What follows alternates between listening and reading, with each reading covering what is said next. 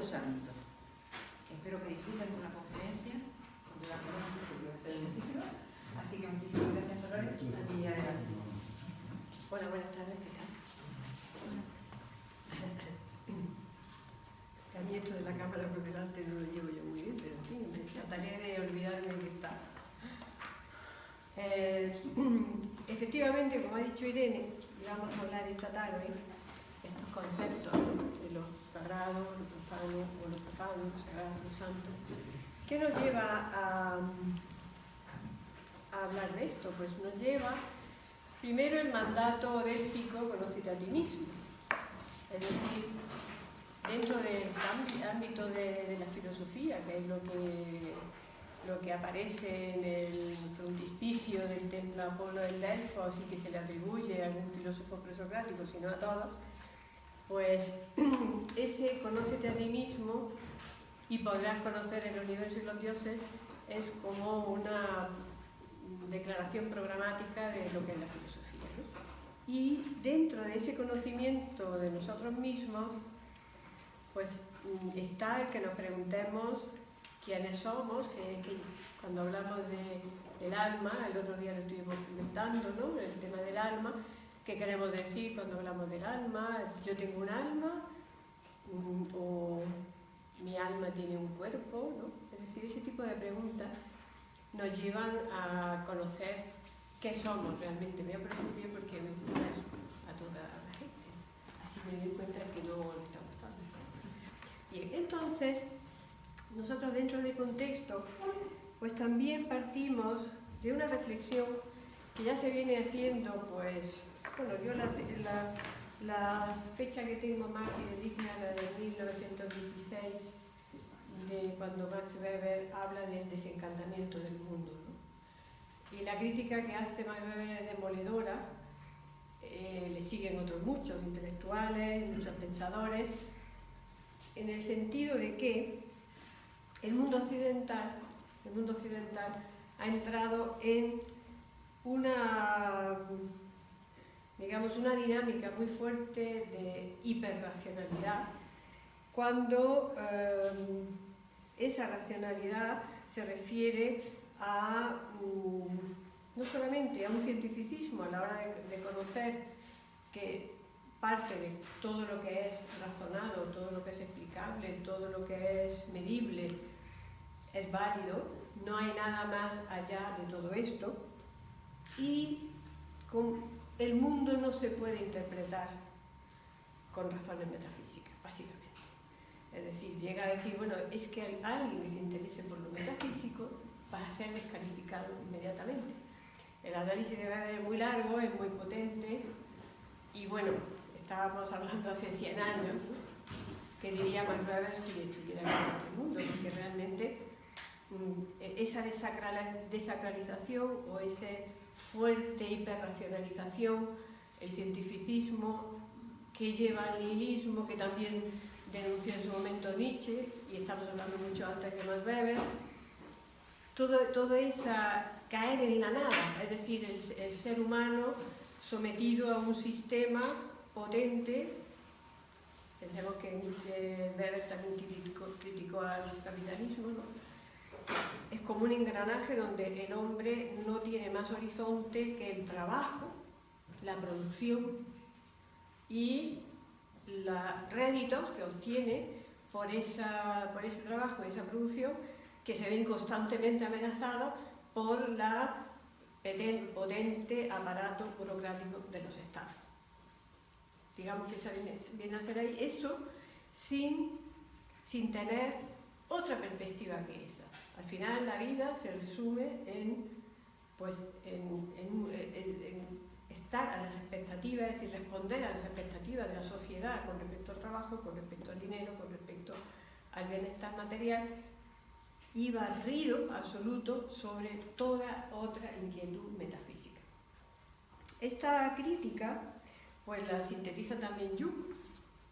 Aquí en esta casa citamos mucho a Jung, ¿no? Pero con el permiso de los seguidores y los amantes de Jung, pues hay una frase que lo sintetiza, dice: la metafísica del espíritu tuvo que ceder el puesto a una metafísica de la materia. lo cual significa, desde el punto de vista psicológico, una revolución inaudita. Hoy no es la fuerza del alma la que edifica un cuerpo, sino que al contrario, es la materia la que engendra un alma. Es una manera de decirlo demoledora, ¿no? Es decir, ¿cuál es el horizonte? Claro, luego Jung saca sus conclusiones, como buen psicólogo, psiquiatra que es, porque eso es devastador para el alma humana, para la psique humana. Porque hay bueno, no vamos a entrar en detalle porque no es el tema de esta charla, pero sí el verlo como el propio inconsciente, al haber opuesto completamente lo consciente y lo inconsciente y haber hecho tabla rasa del consciente, tanto el individual como el colectivo, como eso está ahí, eso fluye de manera patológica. Entonces se pone en peligro la supervivencia de los seres humanos. Lo dice mucho más bonito Nietzsche también y lo dicen otros muchos. Frente a esto tenemos que considerar también que ha habido ciertas reacciones.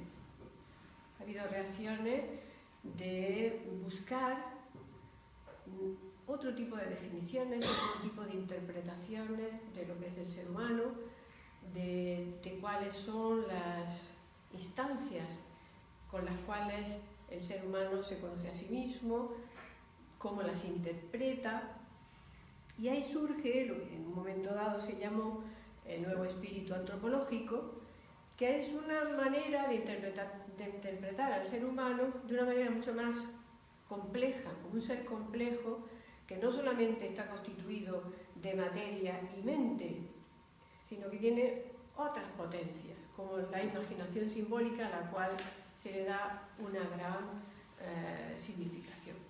Junto a estas interpretaciones está algo muy interesante a nivel sociológico, a nivel de sociedad e individuo entre sí, y es subrayar la importancia de los significados para el ser humano.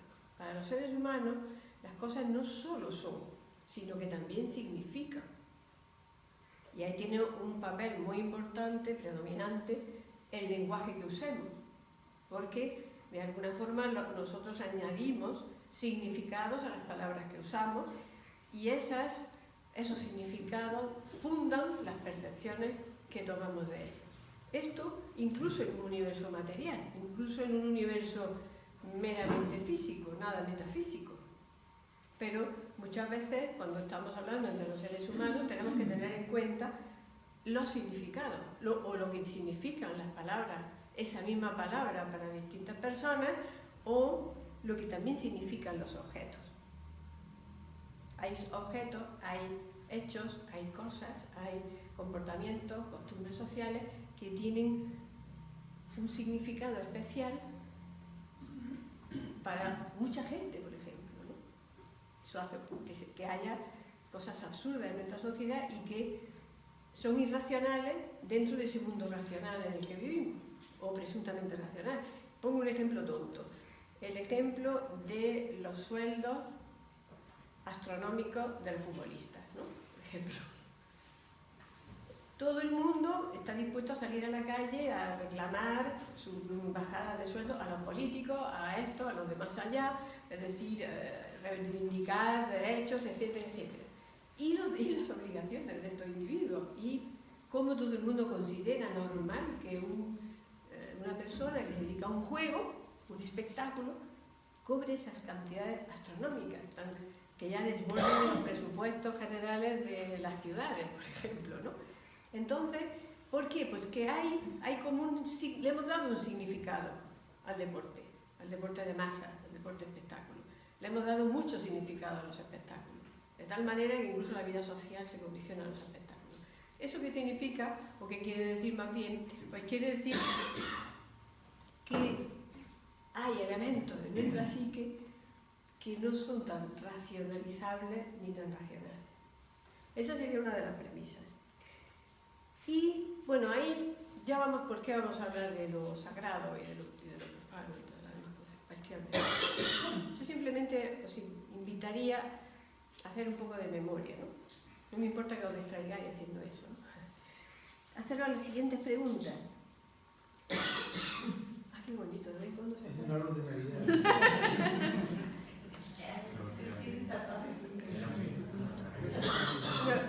Es una bombilla de las normales. Está como dubitativa, ¿no? Es como el sol y la oscuridad, la luz y la oscuridad. Algo nos está queriendo decir. Entremos en el mundo de los significados. ¿Qué significa que la luz se apague? Bueno, entonces, digamos que una primera pregunta que nos podríamos hacer es ¿qué tiene para mí significado especial? ¿No? Es decir, aquellas cosas que por nada del mundo quisiera perder, cosas materiales, cosas físicas, porque no por lo que son, sino por lo que significan. O si nos vamos al ámbito de las experiencias, recordamos algunas experiencias de esas que serían inefables, inexplicables, que casi no se podría contar a nadie, que de hecho no le contamos a nadie, no por temor a que no nos entiendan, es por seguro que no nos van a entender, ¿no? Entonces las guardamos para nosotros y están ahí, ¿no? Esos momentos que a lo mejor vamos en contacto con la naturaleza y a veces que a lo mejor vamos por el campo o estamos junto al mar o una noche estrellada. Y sí, es verdad que aquello es bonito y decimos, ¿habéis visto qué bonito está el cielo? ¡Ay, qué estrella está bonita! Pero hay otro momento en que ya no es una persona que está mirando unas estrellas que sí que es verdad que objetivamente son bellas, ¿no? Sino que sentimos algo que nos toca interiormente, ¿no? A lo más profundo.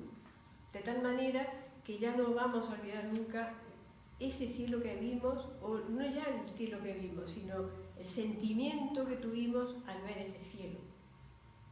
Y lo mismo con el mar o con cualquier otra de esas visiones que la naturaleza nos puede regalar a nada que vayamos al sitio adecuado, ¿no? Entonces esas preguntas nos pueden ayudar a irnos acercando a estos conceptos que vamos a ver hoy. El primero que tenemos que ver es que cuando hablamos de lo sagrado y lo profano, eso es un famoso libro de Mircea Eliade, que ha sido creo que ha sido uno de los que más ha hecho por rehabilitar estas dimensiones perdidas y olvidadas por la sociedad fuertemente racionalista y materialista. Y él opone en una obra suya clásica lo sagrado y lo profano, pero no es que los oponga, porque dice y, no dice lo sagrado o lo profano. Son como dos tipos de escenarios donde se desarrolla la vida de los seres humanos. No hay una contradicción entre lo uno y lo otro, pero sí hay una dialéctica entre lo que es sagrado y lo que es profano. Vamos a decir primero qué es lo profano y de dónde viene la idea de profano. La idea de profano, las etimologías siempre nos ayudan mucho, ¿no? De dónde vienen las palabras. La palabra profano viene del latín profanus, que significa fuera del templo o delante del templo. No es, es decir, antes de entrar en el templo estamos en lo profano. Entonces, ¿qué sería el templo? Sería lo sagrado. Pero eso que está antes del templo en el fondo es, para entendernos, nuestra vida de todos los días. Esta relatividad o dialéctica entre lo profano y lo sagrado, según Mircea Eliade, ha ido menguando cada vez más el territorio de lo sagrado y aumentando el de lo profano. Porque en las sociedades tradicionales, como le llama Eliade, o en los pueblos antiguos, casi no hay nada profano. No hay término para usar lo profano porque todo en el fondo es sagrado. Todas las etapas de la vida humana están de alguna manera consagradas. Los ritos de paso famosos que tantas veces hemos estudiado de las distintas culturas, cuando se pasa de una edad a otra, las uniones entre los hombres y las mujeres, las fiestas donde se conmemora el origen de tal, o las fiestas religiosas. Es decir, pero incluso cita unos ejemplos en ese libro de Sagrado y lo Profano, os recomiendo porque es de muy fácil lectura, cita ejemplos muy interesantes hasta de cómo les habían enseñado, hay tradiciones de pueblos que le habían enseñado los dioses a hacer el acto sexual. Entonces debían de hacerlo como habían dicho los dioses que se hiciera. o incluso hacer sus necesidades. Bueno, ya sabemos, por ejemplo, en el caso de los hombres musulmanes, cómo hacen sus aguas, ¿no? Distinta de otras culturas. Es decir, eso está previsto en unas reglas que tienen un valor para esos individuos porque proceden de una autoridad superior. Entonces, ese territorio de lo sagrado en muchas culturas arcaicas, pues claro, la racionalización se la va arrebatando porque no se le encuentra sentido o incluso se puede buscar un sentido. Muchas veces lo hemos dicho, como los tabúes sobre la alimentación a veces responden a razones pues de medicina, terapéuticas o de sanidad o de lo que sea, ¿no? Pero eso somos nosotros que vamos buscando esa racionalidad, pero a los que cumplen esas reglas no les importa si eso es bueno para la salud o le está evitando contraer enfermedades, sino que lo cumplen porque hay que cumplirlo, porque lo dicen los dioses, ¿no? Entonces, en ese sentido, esa dialéctica en lo sagrado profano hemos llegado a un nivel, quizá estamos en el extremo. Habría que buscar un reposicionamiento de nuestra percepción de esos elementos que hemos estado descuidando durante tanto tiempo. Entonces, ahí, dentro de esta desmitificación, todo lo que llamamos desmitificación, el eliminar elementos extraordinarios para las cosas, todo eso supone cargar cada vez más la cuenta de lo profano con respecto a de lo sagrado. Pero, ¿debemos de prescindir entonces de lo profano? Evidentemente no. Ya hemos dicho que después de lo que hemos aprendido, digamos, con la ciencia moderna, con la propia modernidad, con la racionalización de muchas conductas, a eso no vamos a renunciar, no vamos ahora a dejar de lado todo lo que hemos conseguido científicamente para explicar muchas conductas y recomendar determinados hábitos y para convertirlos otra vez en elementos supersticiosos. No se trata de eso. Lo que se trataría es de evitar o de compensar toda esa expulsión del mundo de lo sagrado. Lo que pasa es que el mundo de lo sagrado sigue existiendo. Y sigue existiendo porque lo primero que decimos es que es una estructura de la conciencia. Es decir, el ser humano lleva dentro de sí la capacidad para percibir eso que llamamos lo sagrado. Creo que la expresión lo sagrado es muy operativa, es muy interesante, ¿no?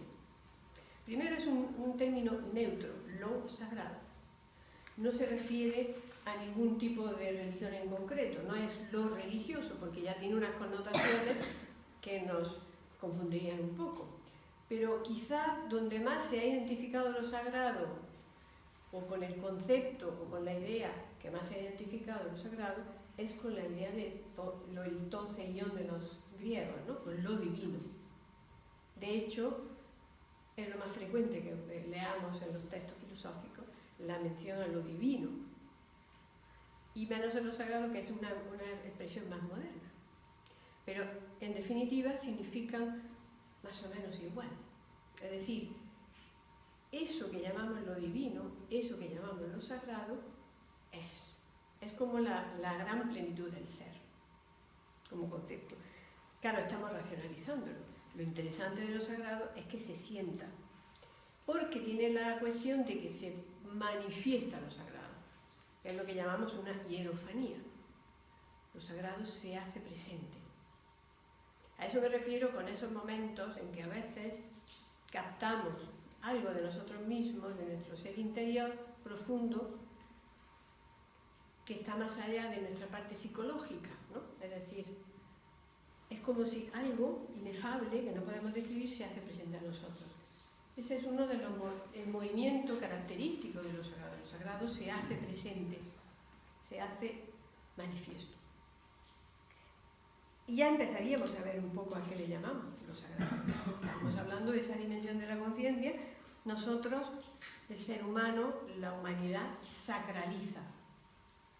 Es decir, si hay una constante en los distintos pueblos, en los distintos tradiciones, culturas, civilizaciones, algo común a todas ellas es que todas tienen un concepto de lo sagrado, viven lo sagrado, de alguna u otra manera. ¿Cuáles serían las dimensiones de eso que llamamos sagrado? Para aclararnos un poco, ¿a qué nos estamos refiriendo? Por una parte, a los relatos, a los llamados mitos. Este ciclo se llama mitos, tenemos que acordarnos de que lo sagrado remite a un tiempo antiguo, un tiempo de orígenes, un tiempo del principio, donde las cosas comenzaron y donde se nos cuenta el relato de esas cosas en forma de mito. Esos mitos están, digamos, constituidos, esos relatos están constituidos por símbolos concatenados, es decir, por unidades simbólicas que a la hora de tomar contacto con ellas, lo primero que sentimos es que aquello no es un simple relato que no sé quién se lo inventó, sino que nos decimos, este texto me está queriendo decir algo, esto me está queriendo decir algo. Es decir, esto es símbolo, que significa aquello que guarda, aquello que contiene, alguien o algo me está trasladando algo a través de ese símbolo. Ese es el interés. Nosotros en nuestra escuela de filosofía pues le damos mucha importancia a ese estudio de simbología comparada y de luego tenemos dos campos importantes que los trabajamos durante bastante tiempo, y es recuperar lo que le llamaba Elena Petrovna Blavatsky el lenguaje del misterio, y entender un poco que es como un vocabulario, a veces incomprensible según qué tipo de culturas o qué civilizaciones o qué religiones, pero a medida que vamos comparando todos aquellos textos, aquellos relatos, aquellos símbolos entre sí y preguntándonos constantemente qué nos están queriendo decir, es como si algo en nosotros se fuese despertando un poco, esa capacidad de interpretar los símbolos. ¿Y qué es lo que se está despertando en nosotros haciendo eso? Pues la imaginación. Otra pobre olvidada en estas culturas de ahora, ¿no? Por favor, no te salgas de los carriles ya marcados. No, eso de ser creativo está muy bonito, queda muy bien, pero que cuente alguien que de verdad es creativo, algún creador, los artistas, los músicos, los pintores, que cuenten lo que les costó pasar por medio de los que no querían que fuesen creativos, los que hacían todo lo posible por impedirles su creatividad, ¿no? Entonces, en ese sentido, esa imaginación que tenemos es una potencia cognitiva que no es solo el raciocinio, sino que tiene una cualidad maravillosa, que es la capacidad de hacer relaciones. ¿Entre qué? Entre lo visible y lo invisible. Es decir, lo visible, el símbolo, lo invisible, el significado. De tal manera que a través de nuestra imaginación, también tan tarada, tan reprimida y tan olvidada, apenas con un estudio de este tipo de símbolos, realmente se despierta. Hay algo en nosotros que nos ayuda a entender mejor, a comprender mejor, a relacionar conceptos que en un primer momento nunca pensaríamos que se relacionaban. ¿Cómo vamos a relacionar una frase del Buda con otra frase de Jesucristo? Hay mucha gente que eso le parece una locura, pero es que hay frases que son iguales, o de otras tradiciones. Claro, lo sagrado está muy vinculado con lo religioso por obvias razones, pero no con lo religioso de una religión concreta o de una creencia o está sujeto a una serie de dogmas. Está relacionado con lo religioso, como decía antes, en cuanto a potencia de relacionar, de religar, en el origen etimológico de la palabra religión, que significa religar. ¿Religar qué? Nuestra alma con esos otros campos de conocimiento o aquellas otras cualidades o potencialidades que tenemos en nuestro interior, probablemente latentes, dormidas, esperando que venga alguien y la despierte. Entonces ahí es donde mueve el símbolo. Otra dimensión de lo sagrado también es el ritual, el rito. Los seres humanos somos seres rituales. Bueno, los animales también, ya sabemos. Pero vamos a entrar ahora en el estudio de las costumbres de los animales, porque bastante tenemos con comprender cómo nosotros ritualizamos nuestros comportamientos, especialmente aquellos comportamientos que tienen especial significado para nosotros, porque en ellos se manifiesta algo que es sagrado para nosotros, o para nuestra familia, o para nuestra sociedad, o para la humanidad en general.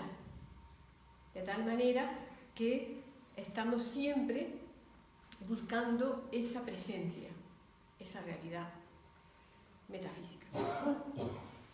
Más elementos que podemos decir de lo sagrado, pues me gusta otra frase muy bonita de Rudolf Otto que dice que está saturado de ser.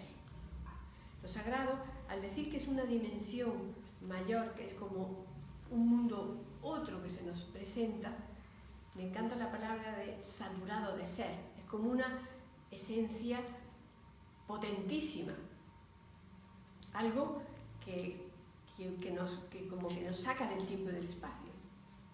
Curiosamente, el espacio y el tiempo son también otras dimensiones importantes de lo sagrado, porque lo primero que hace el ser humano es sacralizar el tiempo y sacralizar el espacio. El tiempo sagrado, el espacio sagrado. El tiempo sagrado es diferente al tiempo lineal, es un tiempo sincrónico, porque suceden cosas que pertenecen a la dimensión de lo sagrado, de lo aquello que ocurrió al principio y que volvemos a reactualizar mediante el rito. Bueno, a mí me da vergüenza poner este ejemplo porque ya es que la desacralización ha llegado a un tal efecto que en fin, creo que es un ejemplo que se va a quedar vacío ya mismo, que el caso de la Navidad, ¿no? Es decir, el tiempo cíclico hace que al final de diciembre se celebre algo que empezó, es decir, algo que hace miles de años surgió por primera vez. Y entonces, de golpe, el tiempo se detiene y todo el mundo revive, bueno, lo que reviven es que compran, pero en fin, aparte de eso, la invitación es a detenerse un momento y encontrarse con una aparición de lo sagrado.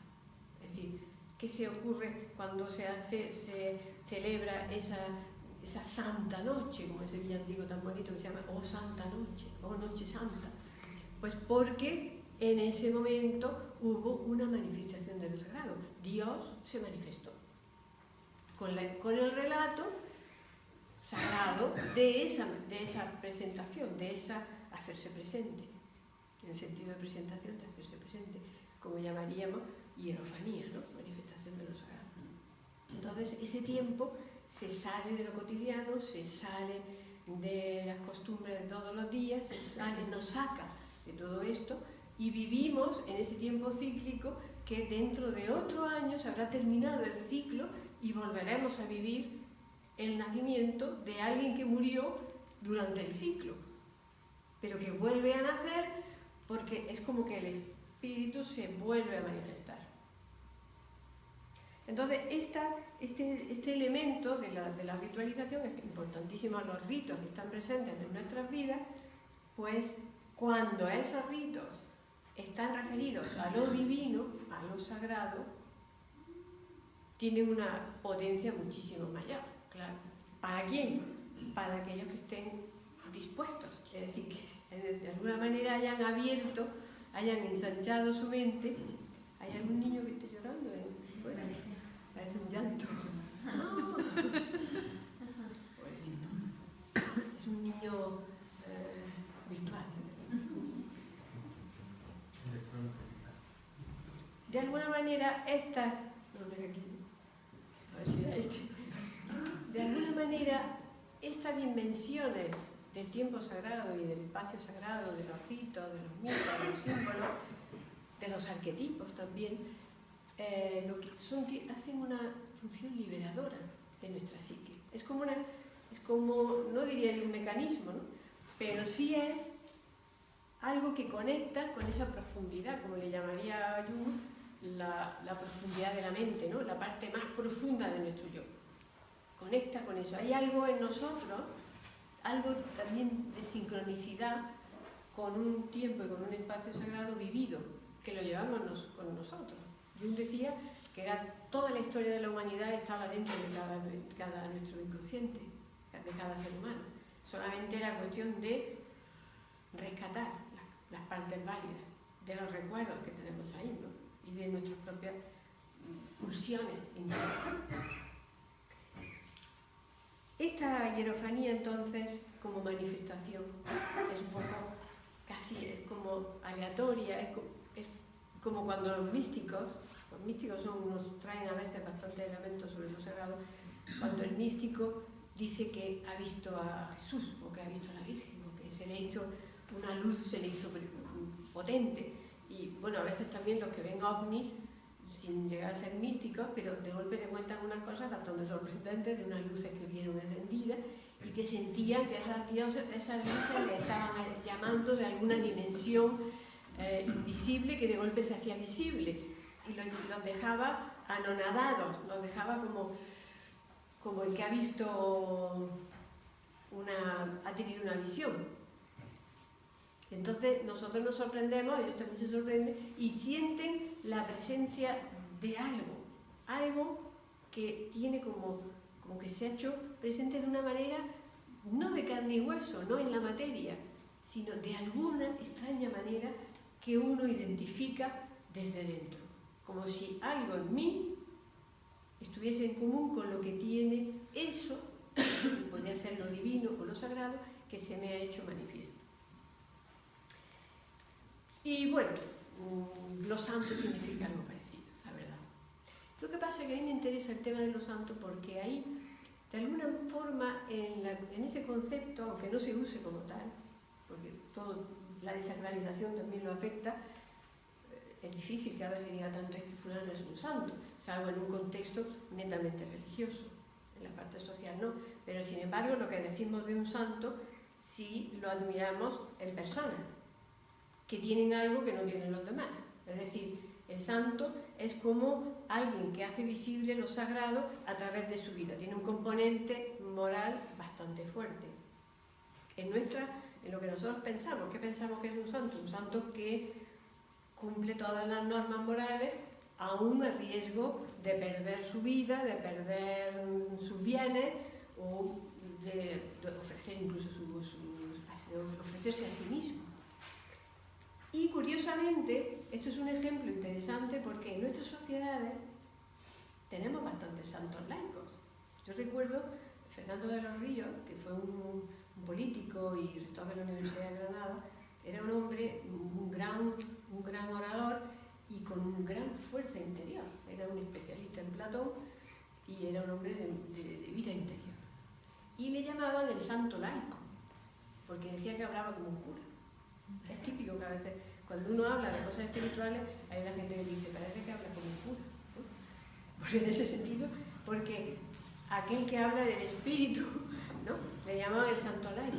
Pero hay santos en nuestras sociedades que son esos que se sacrifican, estos que fundan ONGs, aquellos valores que la sociedad es incapaz de adoptar individualmente y que sin embargo aprecia, pues de golpe se ven personificados. Hay una especie de hierofanía en esa persona que encarna todos esos valores.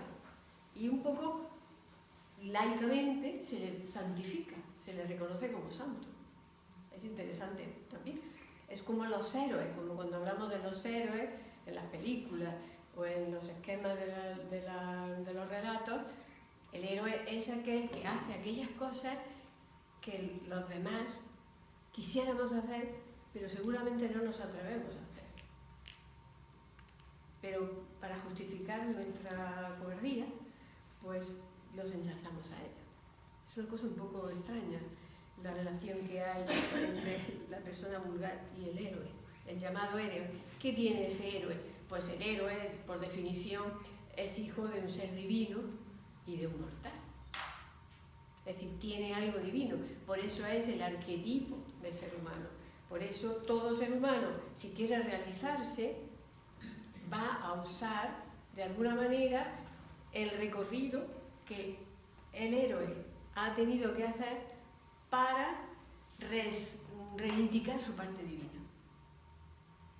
Esto es algo que está en los relatos y está también en nuestras propias vidas. En el fondo, aquel que va buscando un camino de realización interior, un camino de descubrir lo divino en las cosas, de conectar con esa parte superior del alma que tenemos, pues eso no es gratis.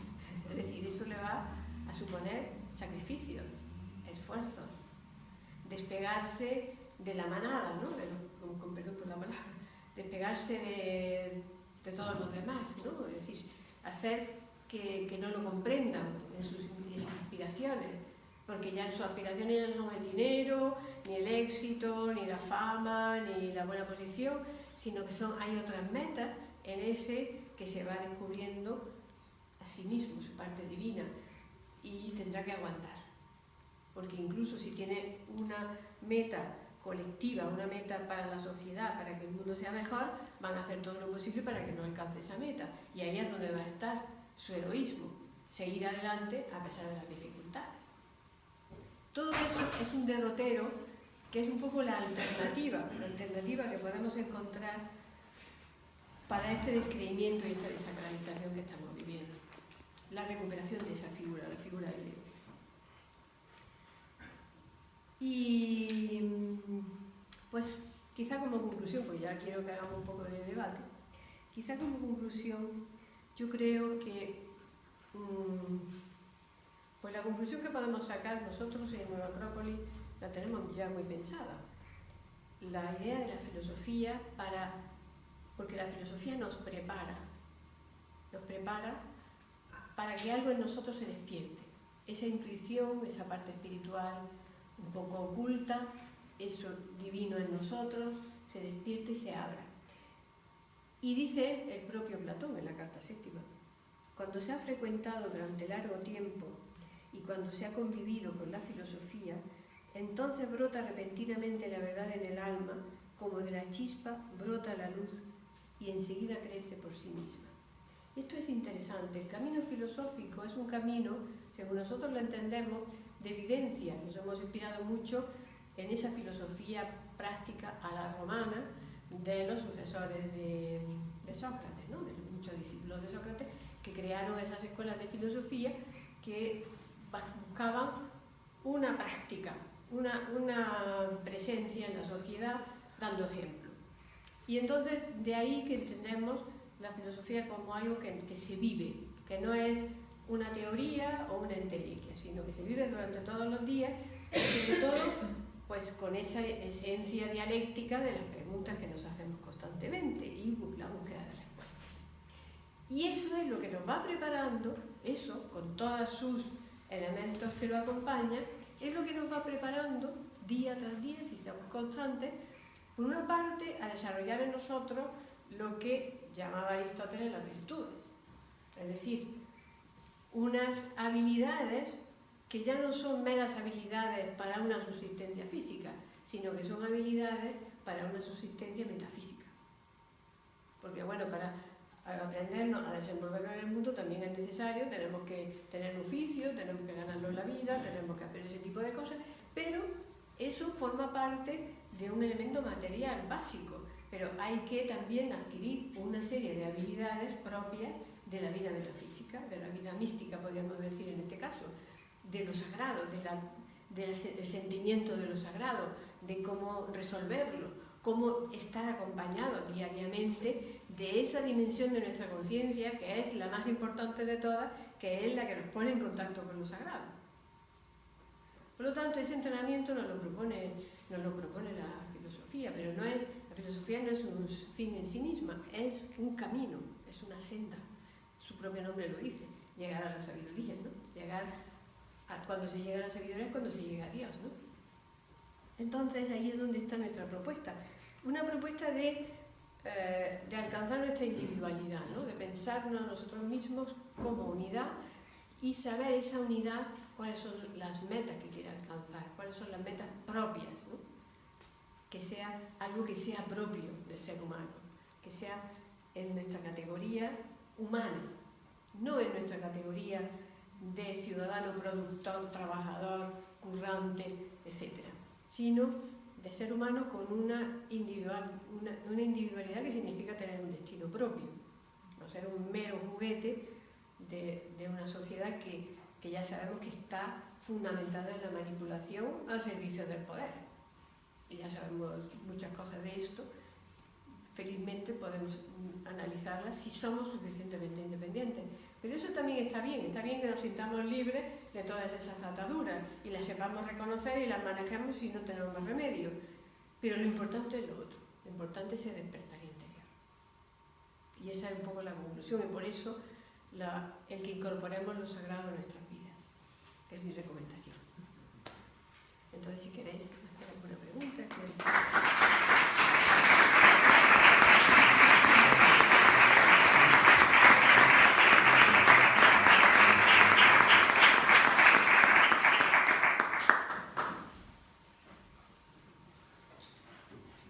Yo sí tengo una pregunta. Pues, no sé, habéis hablado de los datos en YouTube.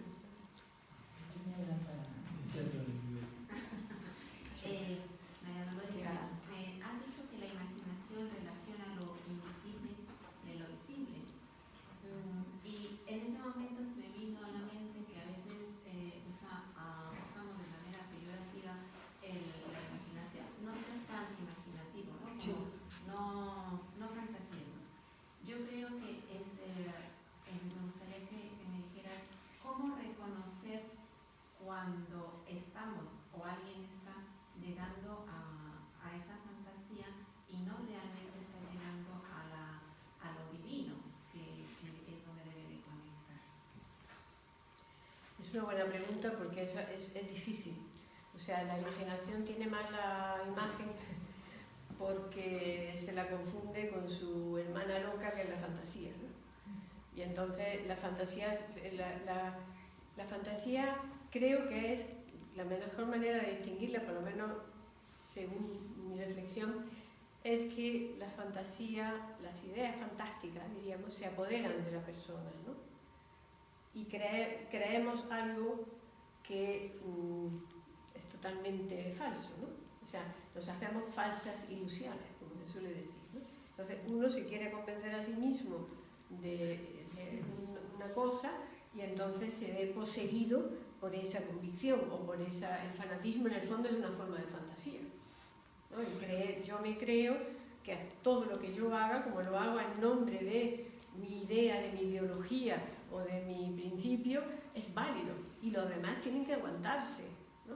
Los fanatismos políticos también son así, que se arruina a la gente, que se arruina a los empresarios, que se arruina a los no sé qué, que cae el paro, que todo el mundo al paro. A mí me da igual, porque yo hago lo que yo creo que tengo que hacer. Entonces esa idea se apodera de mí y me convence de que estoy en lo cierto.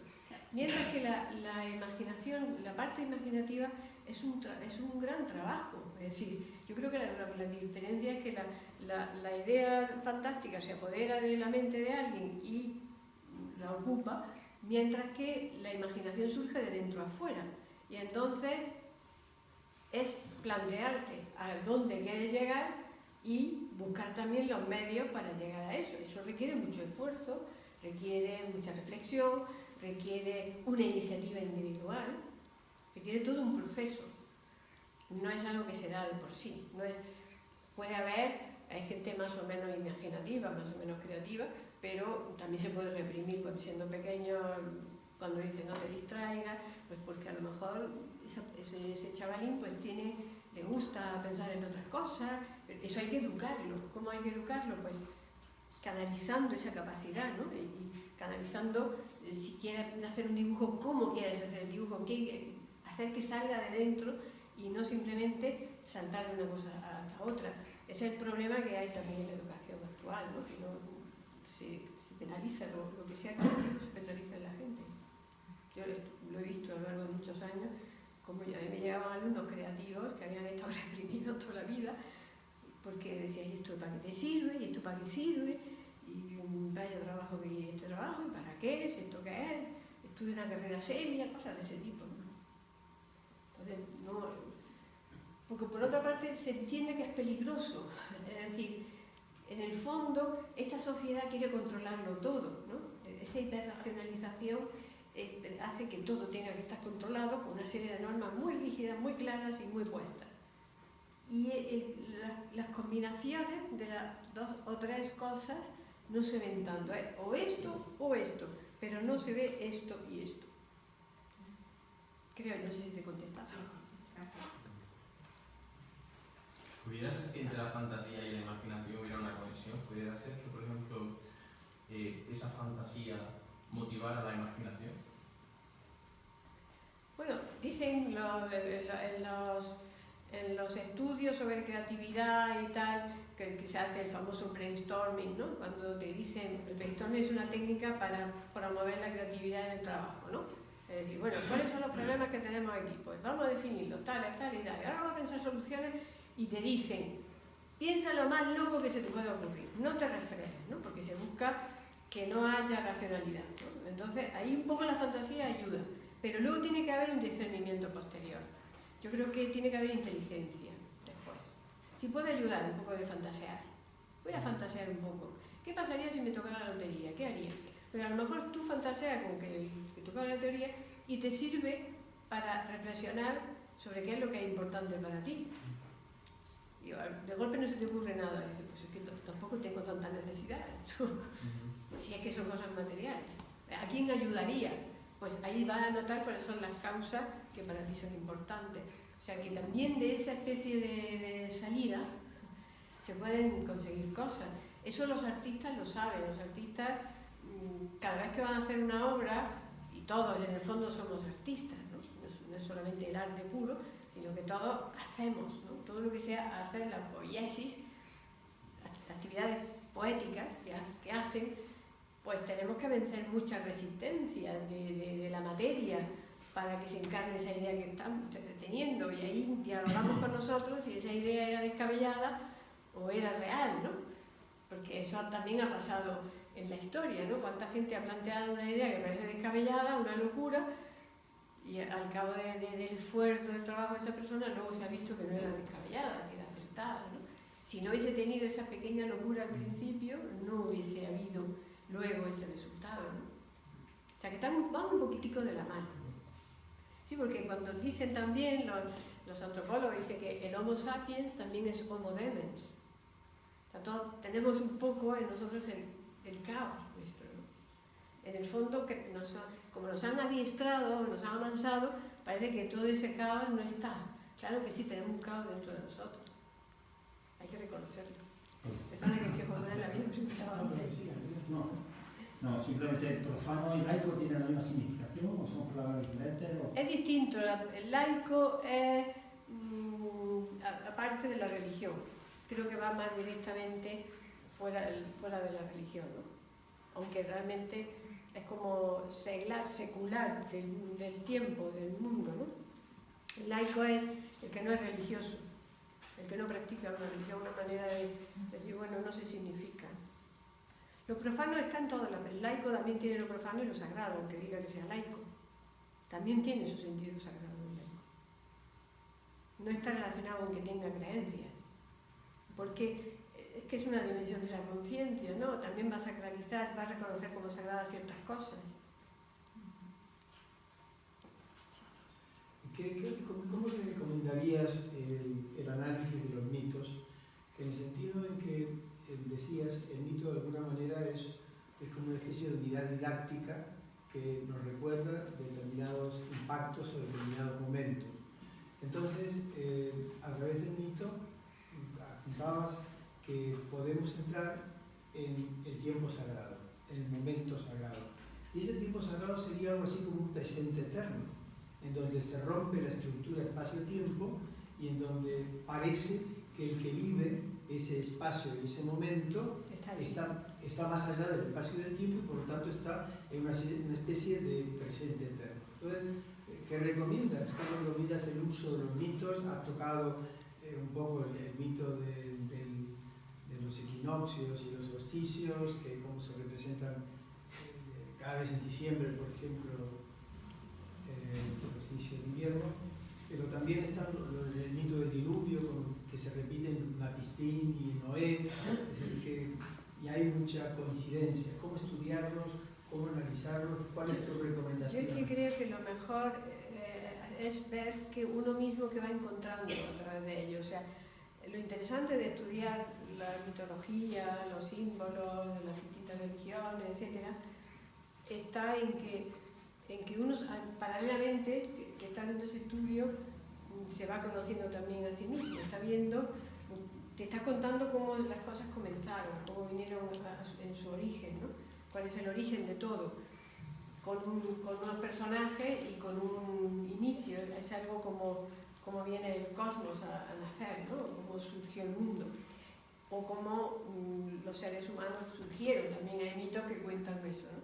Entonces yo creo que lo mejor no es dar que haya una receta, es que al conocer todos esos mitos, vamos encontrando que están remitiendo a una serie de realidades comunes. Y ahí es donde hay que estar más tranquila la razón, la mente pensante, ¿no? El logos. Y entonces simplemente dejar que ese relato nos hable por él mismo, ¿no? Y empezamos a encontrar significado. El hecho de conocer distintos relatos nos ayuda a conocer, a reconocer, mejor dicho, lo que hay de común en todos ellos, ¿no? Es decir, por eso lo que hace Joseph Campbell cuando hace mitología comparada es que compara los mitos y se va a dar cuenta de que es el mismo mito, es solamente que los personajes son diferentes y hay ciertas cosas que uno hace una cosa y otro hace otra, pero en la realidad el relato es el mismo, ¿no? Luego, si hay un relato que coincide con una diferencia tan grande de esas civilizaciones, no sé, los mayas por una parte y los chinos por la otra, y sin embargo tienen parecido relato, pues significa que hay una realidad que es así, que se comporta así, y que hay otra manera de conocer esa realidad. Simplemente analizándolo y comparándolo, es decir, claro, todo a la vez no lo podemos comparar, tenemos que empezar uno y después el otro y después el otro, que es como a veces penoso porque están fuera de nuestro ámbito cultural, muchos de ellos, ¿no? Y a veces no entendemos por qué son así, pero no importa, hay que seguir haciendo ese recorrido y cuando vemos que hay modelos, que hay estructuras que se repiten, pues, y que además luego viene la modernidad y utiliza esas mismas estructuras sin saber qué son, como yo siempre cuento el caso, lo siempre repetía por ese aspecto, con el tema de cuando George Lucas hace el guión de la Guerra de la Galaxia, no tenía ni idea ni de la teoría de los mitos de Joseph Campbell ni de nada. Él quería contar una epopeya moderna y ya está. Y sin embargo recurrió a un esquema que lo tenía él en su cabeza, lo tenía él en su esquema mental. Recurrió a ese esquema y luego se dio cuenta, después a posteriori, pues que efectivamente ese esquema que él había cogido era el mismo del mito de Rey Arturo, de no sé qué, de no sé cuándo, es decir, de una serie de relatos de distintas tradiciones. De hecho, por ahí hay un estudio muy bonito que hicieron en Francia comparando el Mahabharata con Star Wars, ¿no? Pues evidentemente yo no creo que George Lucas se leyera el Mahabharata. Pues sin embargo hay episodios que casi coinciden, ¿no? Entonces, claro, eso significa que contacta con una estructura mental de la humanidad, común a todos. Por eso es muy bueno leer epopeya, leer los clásicos, leer Homero, leer...